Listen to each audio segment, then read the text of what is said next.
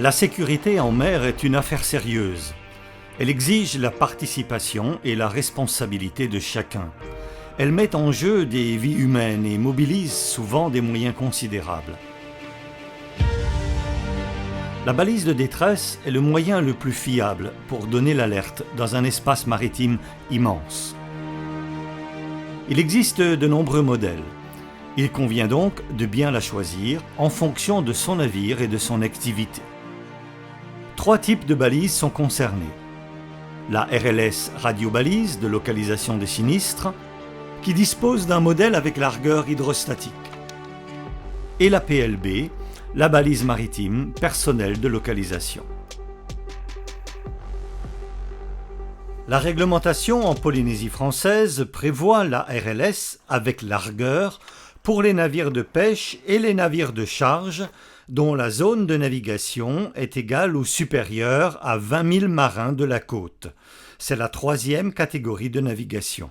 La RLS portable s'impose pour les navires de pêche déclarés insubmersibles, pour une zone de navigation de 3e catégorie, et pour les navires de plaisance dont la navigation excède les 60 000 d'un abri.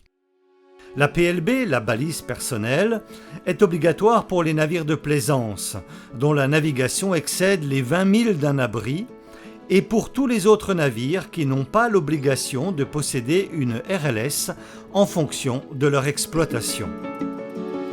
Elle est particulièrement recommandée, la PLB, pour les activités sportives, comme le VAA, le kayak, le paddle ou encore la pêche de loisirs. Lors de son acquisition, la balise doit être enregistrée afin d'être identifiée. Pour la RLS, l'identification se fait par l'ANFR, après avoir obtenu la licence radio. Pour la PLB, l'enregistrement se fait sur un site internet dédié ou auprès de la Fédération d'entraide polynésienne de sauvetage en mer, la FEPSM. La balise est attachée à un nom de navire et à l'identité de son propriétaire. Ces informations peuvent s'avérer précieuses lorsqu'il faut déclencher les secours en mer et alerter les proches. Lorsque la balise est activée, son signal et les informations enregistrées sont transmis par satellite au centre de contrôle implanté à Toulouse, le FMCC. Celui-ci relaye aussitôt l'information au JRCC de Tahiti. Le JRCC, après avoir analysé l'alerte, va activer les moyens de secours les plus appropriés à sa disposition, avions, hélicoptères, navires.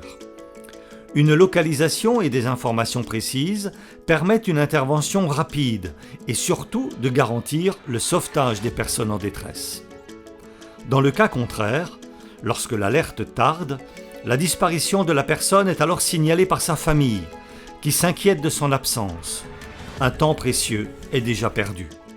La zone de recherche est imprécise, les recherches nécessitent un nombre important de moyens et elles peuvent durer parfois des jours sans aucune garantie de retrouver les personnes en détresse. Ces drames, lorsqu'ils surviennent, auraient pu être évités grâce à une simple balise de détresse. Lorsque je prends la mer, je pense à ma sécurité et à ma famille. Je suis acteur et premier responsable de ma sécurité.